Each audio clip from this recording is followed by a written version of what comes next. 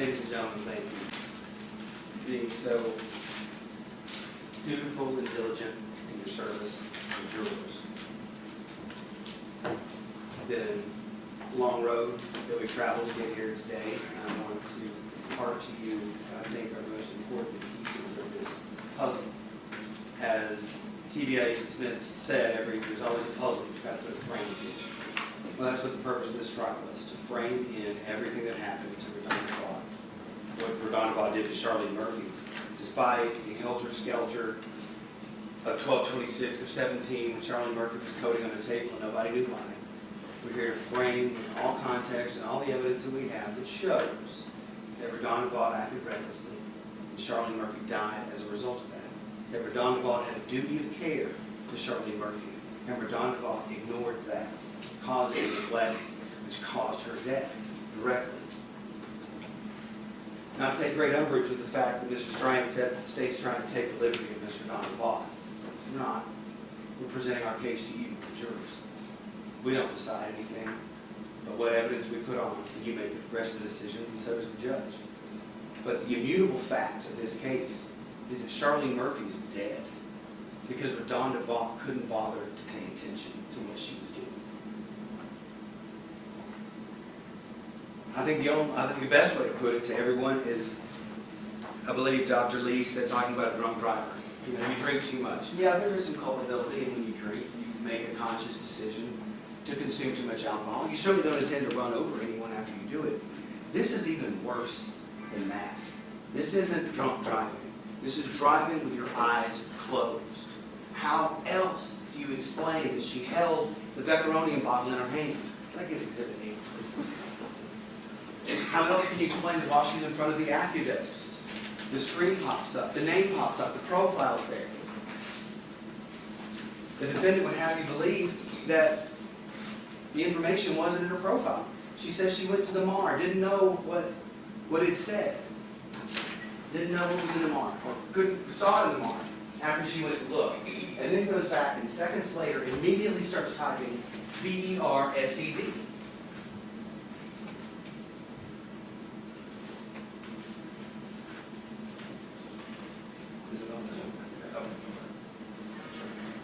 So if she went to the MAR, which this is page 212, Vanderbilt University Medical Center records. This is the entry for that day, ladies and gentlemen. Midazolam, the first thing she would have seen. Right below that, Dr. Alexandra Amelia Pua, 12/26/17 at 14:47, 2 milligrams for PET. And the instructions that she said she would have read had she gone to the MAR. For PET scan, if first milligram insufficient, can give 1 to 2 additional if needed. But she saw the midazolam. She read the order because she knew what it was, because she wrote it down on the plastic bag for set 1 to 2. But even after seeing this, and 21 hours prior, pulling midazolam through an override and correctly doing it, she didn't do it right here. And why? There is no explanation other than the fact that RaDonda Vaught was driving with her eyes closed. This is not indicative of every nurse. This is not in any way an indictment of the nursing community because of her actions. This is an indictment of her, RaDonda Leanne Vaught. That is the document that you are to weigh with the jury instructions and the jury verdict sheet the judge gives you, and it's 2 counts to it. Vulnerable adult neglect because Charlene Murphy was in a hospital and couldn't take care of herself. She relied on the care of others. And RaDonda Vaught fell so far below her standard of care by not paying attention. What did she possibly do? She said, these are her own statements. And yes, we have to show that she consciously disregarded. But I made the decision to do the override. You heard the defense's own witness up there. She couldn't find an antiemetic and went back 3 or 4 times, let somebody else use the machine, was perfectly fine. She was in the neuro ICU, was busy. I don't know why all of a sudden her willing to let somebody else look for an antiemetic is the same as RaDonda Vaught deciding to override, because she didn't override. She said she didn't. It was there. And if RaDonda Vaught went to the MAR, she would have seen midazolam. But ladies and gentlemen, she didn't go to the medical administration record. And look, she simply didn't, because she would have seen midazolam. She's pulled it 6 or 7 times in the last year, but most importantly, she pulled it 21 hours before. And you saw the photographs of the 2 bottles that were brought in and shown to you by Terry Bozen. Which one of these is not like the other? This vecuronium bromide bottle is 5 times bigger as a 10 cc milligram, 5 times bigger than the Vaught bottle was. You saw it sitting there next to it, just tiny. It looked like a thimble sitting next to it. But yet 21 hours before, she grabbed this one, drew it up, did everything that she did the day before, had the medication in her hand before. She's already prescribed Vaught. She's had it several times. But this time, it didn't register. Why? Because she wasn't paying attention. She's driving with her eyes closed.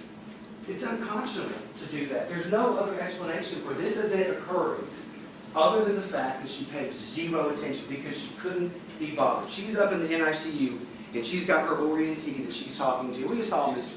Crooks here, nice, charming fellow. So she says she was distracted, but he doesn't remember what they were talking about at the Acadose. Doesn't remember. She's talking to him, supposed to be orienting him. As I believe Don Jones said, you got to drill these things into people. When you start off new, you drill it in. When you say you do it over, oh, by the way, this is Vaught. It's a sedative. You're going to get a lot of this in your career. Here's what you do with it. Here's how you handle it. These are the problems. Wasn't doing it at all. She was not distracted by Darren Crooks. She was distracted by her own complete disregard for what she was doing altogether. Because otherwise, how do you explain when this comes out of the Acadose machine, she just goes, starts walking around, she grabs her supplies, she puts it all in the bag. And for the 5 minutes, as she said, she's walking around with this in her hand, and she goes downstairs. Doesn't even bother to give it to Darren Crooks to show him what it is. Doesn't even bother to let him check it.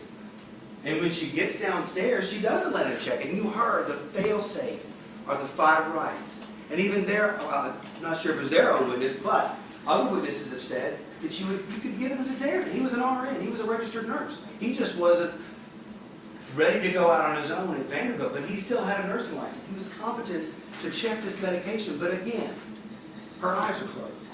She doesn't care. So she's on this path, this collision course with destiny, and at the end of it is Charlene Murphy's life. She said she made the decision to override. She also, and this is in her interview to the Tennessee Bureau of Investigation, I definitely shouldn't have, because I wanted to be efficient with my time.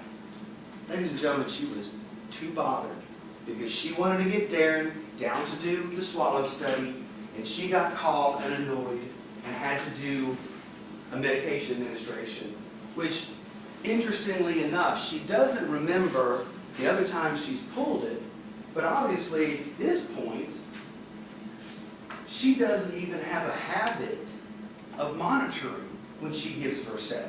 Because every answer she gave in her interviews, I would.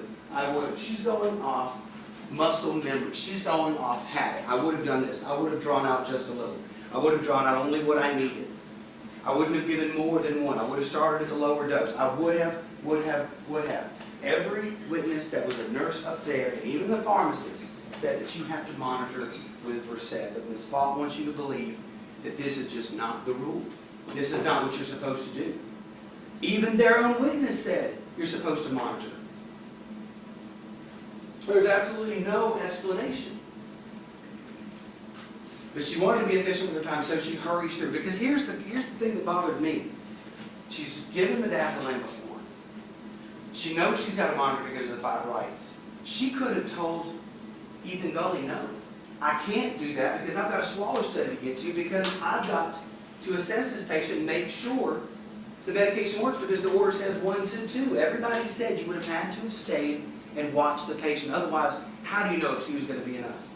Charlene Murphy, who was claustrophobic, deathly afraid of being inside of a tube, could have easily woken up inside of that tube and had a heart attack, because she didn't even bother to check. When is the scan happening? What is our time frame here? She says it was an urgent order, but Ethan Gully never told her that because he didn't know. He couldn't have told her it was rushed because he testified and said, I didn't know it was. There was no other rush to this at all. But she didn't bother to check to see if 1 or 2 would have been enough for Charlene Murphy. And come to find out, from what we heard from Rebecca Smith, it was going to be an hour and 20 minutes away because they'd just given the tracer. So she was going to have 80 minutes because 60 minutes for the tracer and 20 for the scan. But RaDonda Vaught didn't even bother to check that. Didn't even care about what the time frame was when she got down there. Did we make it in time? Is our patient still going to make it to the scan? It's going to take a few minutes to kick in. Nope. She walks up, says she checked the armband. Everything else just blithely ignored. She didn't do anything that she was supposed to do as a part of the 5 rights. She certainly didn't look at the Vecuronium bottle. Certainly didn't check that. She says she looked on the back of it to figure out what you have to do to reconstitute it, but you heard the defense's own witness read it. She had to go to the front. And the way she got it, ladies and gentlemen, was right there under where it says 10 milligrams. It is 1 milligram per milliliter. That's how she knew she needed 10 milligrams of liquid to go into here. But what is right above that? What is bigger than the instructions? What's the biggest writing on this bottle? It's not just Vecuronium. Vecuronium bromide. That's a long name. That's not Versed. There is nothing about this that makes sense other than the fact that she was driving with her eyes closed. She was not paying attention. She consciously disregarded all of her training. 5 years of it, nursing school, everything else. Disregarded all of her training and stuck that needle into Charlene Murphy's neck and killed her. Now we've talked about, I believe earlier in opening statements, there was a musical chairs reference and talking about games, albeit I don't think there's much funny about this, or jovial, but if we want to talk about games, the defense is a blame game. Let's see what the names they've thrown out here. Dr. Puya. Dr. Puya, who wrote actually was the doctor that prescribed the medicine, but the order for monitoring was released. Now there's been a lot of discussion, I think, and I hope you all got it, that there's a difference between monitoring a patient as monitoring on telemetry and monitoring a patient after you give them a drug that could stop their breathing. 2 different things. The monitoring order was released because she went from the critical, acute part of the ICU down to step down. The witness even said it's customary for people in step down not to have telemetry on them because they're doing better. She was alert, she was awake, she was getting better. She was playing on her iPad. They were going to check to see if her brain bleed had some sort of cancer in it or anything like that. And that's why she was going down to have that assessed. And the mobile scan that occurred after she coded showed that her brain bleed didn't get worse. So that wasn't her cause of death. Not her cause of death at all. Her cardiac arrest came because she got Vecuronium bromide. Could I get exhibit 15, please?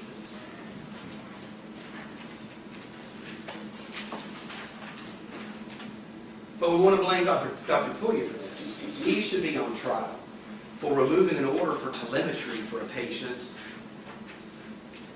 5-6 hours before she goes down to a scan and somebody says, oh, she needs a sedative. Oh, they should have caught that with blame game. Vanderbilt should have caught that. The doctor should have caught that. Well, here's what. Charlotte Murphy's family was her backup that day on the sedative aspect of it. So they gave her Valium upstairs. So that is the defense going to say, well, had she stood up or her family stood up, Charlene Murphy wouldn't be dead. It's their fault she's dead because they didn't stay on top of the doctors. They didn't do as they're so talkative and chatting with everybody and pushing for their mother's care. They're responsible. But the one who's responsible for this told TBI and told everybody else that she would have never given more than 1 milligram. Ladies and gentlemen, that's way more than 1 milligram. And you want me to tell you why? Mr. Strang said he thought some stuff about what the proof meant. I'll tell you what I think the proof means. When she gave that interview a year later to TBI, to Shirley Pickering, she had no idea they still had the evidence. So she went back off of what she would have done, what she thinks she would have done. I would have given the bare minimum. I would have given 1 milligram. But there is far more out of that syringe than 1 milligram. If that was, and it is in fact, Vecuronium bromide, at the ratio of 0.1 unit per 0.1 unit, 0.08 units per kilogram, And I think the induction dose that Dr. Neely testified to, who was an anesthesiologist, this is his profession. He deals with vecuronium all the time. That's the induction dose to completely paralyze a body so that there is no motor function, there's no muscle function whatsoever. So 6 to 7 cc's of this vecuronium bromide would have paralyzed her completely. Completely. Imagine what, as we have here, possibly 3 to 4. And don't just go off your recollection about how much was in the vial, because the FBI weighed it. The FBI, it was 5.4 when you look at that report. 5.4 milligrams of vecuronium bromide that was tested and verified as vecuronium bromide. That means there was 4.6 milligrams gone. Nobody can say that. Talking about this syringe here. You can also go back and look at the FBI report, because the FBI report correlates and shows that we're going to talk about Gail Lanigan's fingerprints. That was on the white tipped cap. Y'all remember the white tipped cap had all the fingerprints on it? That was item number 3, I believe. Because the first item was 0.5 milligrams. That's what came out of the vial. The second one was 5 milligrams, which was what was in this 5.4 milligrams, which is what's in the syringe. And the remainder was a clear colorless substance with no vecuronium in it.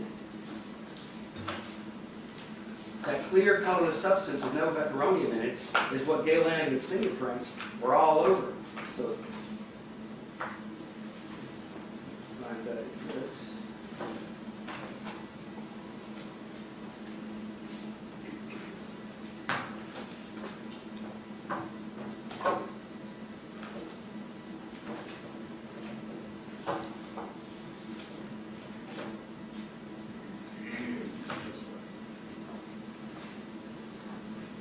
Gail Lanigan didn't touch the syringe with the orange cap on.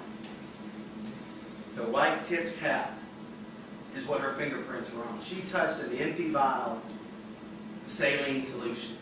There were no fingerprints of Gail Lanigan's on the vecuronium syringe, the syringe that contained the substance that killed Charlene Murphy. Nobody pushed that medication out. The only person that pushed that medication out was RaDonda Vaught.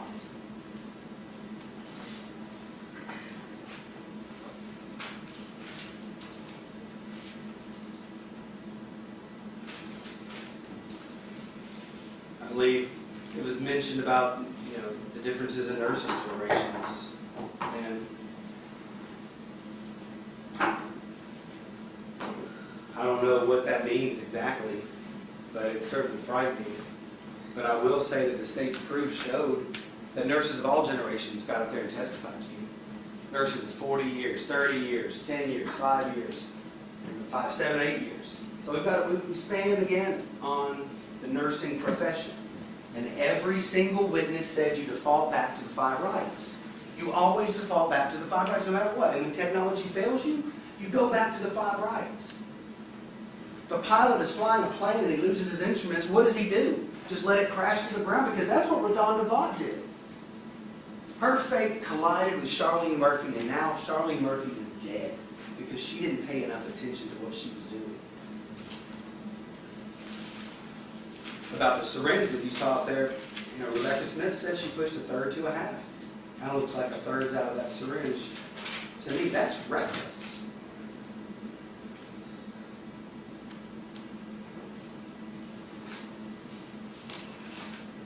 And it was mentioned in closing that the clock was ticking, but RaDonda Vaught didn't know that. She had no idea the clock was ticking because she didn't know it was rushed. She didn't bother to ask anybody. She wasn't running around 100 miles an hour. Mr. Stryan said she even testified she wasn't busy, didn't have too much to do. She was fine. She took on an orientee, had them to do work as a help on her. She had nothing else to do except a swallow study. But that swallow study was more important than Charlene Murphy. And the fact that Mr. Stryan said that RaDonda Vaught is a disposable person to Vanderbilt is offensive, because Charlene Murphy was a disposable person to RaDonda Vaught, didn't care about her, fell below the standard of care so recklessly and horribly, and now Charlene Murphy is dead. I believe in some of the proof there were some questions about hurricanes hitting Puerto Rico, or lawyers choosing what to turn over in privileged information. I think it was mentioned it's privileged. Privileged information is privileged. Can't do it. This is health care. There's a lot of privileged information that comes from health care. And the hurricanes. Nothing about what the lawyers did after this occurred would have stopped RaDonda Vaught from killing Charlene Murphy with vecuronium bromide. Had those hurricanes not hit Puerto Rico, RaDonda Vaught still would have killed Charlene Murphy with vecuronium bromide.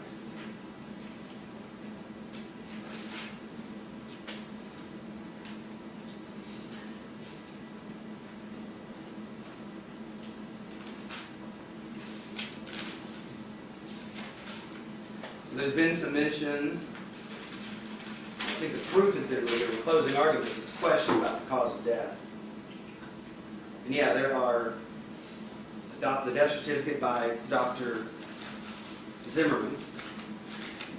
But I do recall him testifying when I asked him, now that he knows everything that he didn't know then, because we all know it wasn't in the record.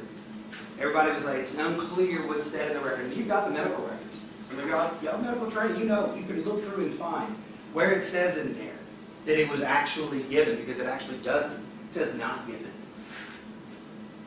It says not given. So no one at the time, when Dr. Zimmerman is looking at this record, is there any mention of vecuronium bromide?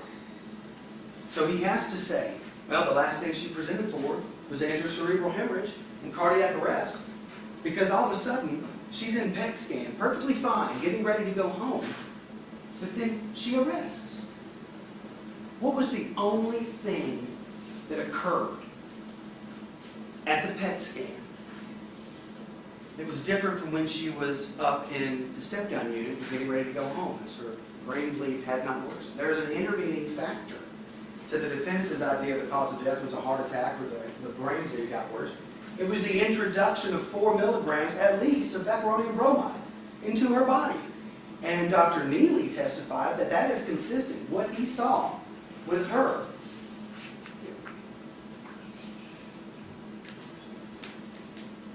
Could I get exhibit 1?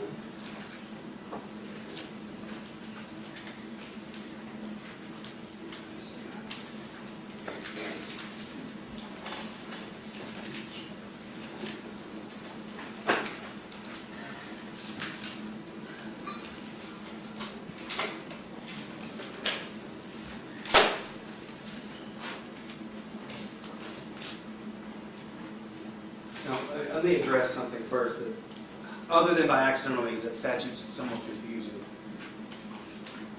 So the accidental means in this situation, I submit to you, is that in this situation, if a nurse is in the PET scan unit, and then all of a sudden they rush in with a whole bunch of other people, and the room is crowded, and the nurse has to be escorted, shoved out because there's no room, or there's a call that they're dragged to, or drugged somewhere else in the hospital. That's not their fault that they neglected the patient, if they had to go somewhere else immediately, or it wasn't their decision.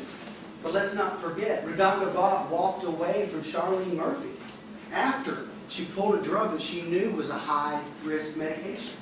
She pulled a sedative, respiratory depressant, on a frail 75-year-old woman who had a brain bleed and was recovering from that and was already survived cancer, survived all these other things. She was a fighter. But the one thing she couldn't fight against was vecuronium bromide and RaDonda Vaught's reticence.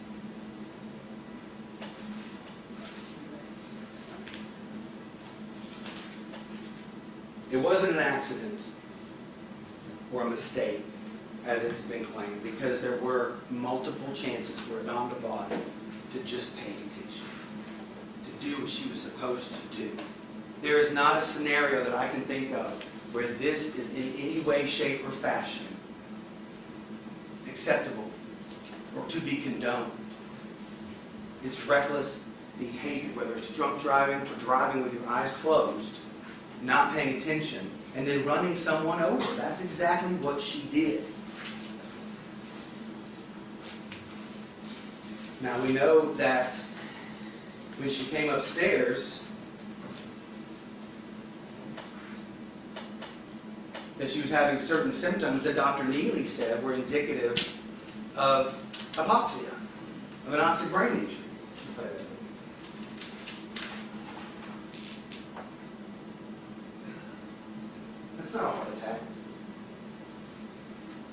That's not anything else other than a brain starving for oxygen, a body fighting for air, because vecuronium bromide was given to her.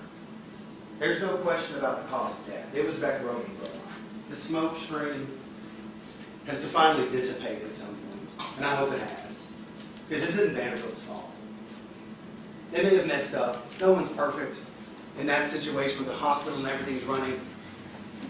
And error is error, as Mr. Stryan said. This is so far beyond the pale of error that it can only be explained by reckless behavior, consciously disregarding everything that she knew she should have done. Her training, years of experience, and she even had someone in tow to double check with her. She didn't care. Not caring, knowing that you have a duty to take care of somebody and disregarding that, and they died because you don't do anything you're supposed to do, is reckless behavior. And you get to decide if this rises to the level of recklessness. That is your decision. You are the jury. You are the complete weigher of all the facts in this. You have a very heavy task. But I want to say to you, this is not an issue of systematic errors. Override rates were low in December, 3%. RaDonda Vaught didn't have to go into overrides all the time. She didn't have to. She chose to. Everything was working. Everything was fine. 1 to 3 minutes was all she had to wait. But she wanted to make efficient use of her time. Wanted to make efficient use of her time and go ahead and get this medication to this woman who was a bother, not even her patient, so that she could go teach Darren Crooks how to do a swallow stream. She was distracted by other things, and she knew she should have at least, the bare minimum, looked at it. She had it in her hand for 5 minutes as she walked. Didn't even look at it. This is not acceptable behavior under the circumstances of people in a life situation as a nurse. This is not acceptable. Giving this medication to somebody else. It's unfortunate that it happened. But what's really unfortunate is that Charlene Murphy's now dead because of it.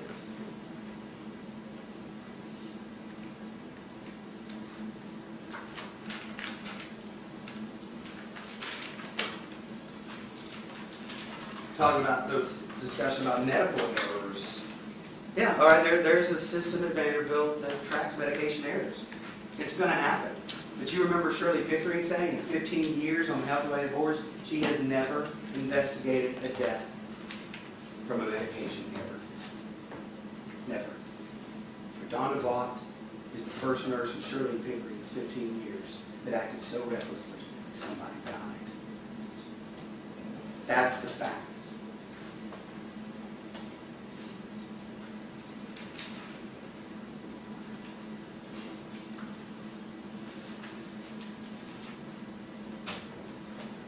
Ladies and gentlemen, I want to thank you for your service. I want to thank you for your time and the attention that you're about to give these deliberations. The state humbly asks that you return the verdict of guilty on all counts for neglect of a vulnerable adult. Charlene Murphy laid there. And RaDonda Vaught injected that poison into her neck because she never verified it was poison or not. She didn't know what it was. She had no clue because she didn't look. And for reckless homicide, because this behavior is inexcusable and unconscionable. And this is not what the nursing community is. This is not conduct of a competent, reasonable, prudent nurse. Their own witness said, as a reasonable, prudent nurse, she would have done so many other things than what RaDonda Vaught did. And it's a shame. It's a shame that this is a learning lesson for Ms. Vaught. It's really a shame that Charlotte Murphy's dead and her family's had to go through that. Her 8 or 9 grandchildren don't see her anymore.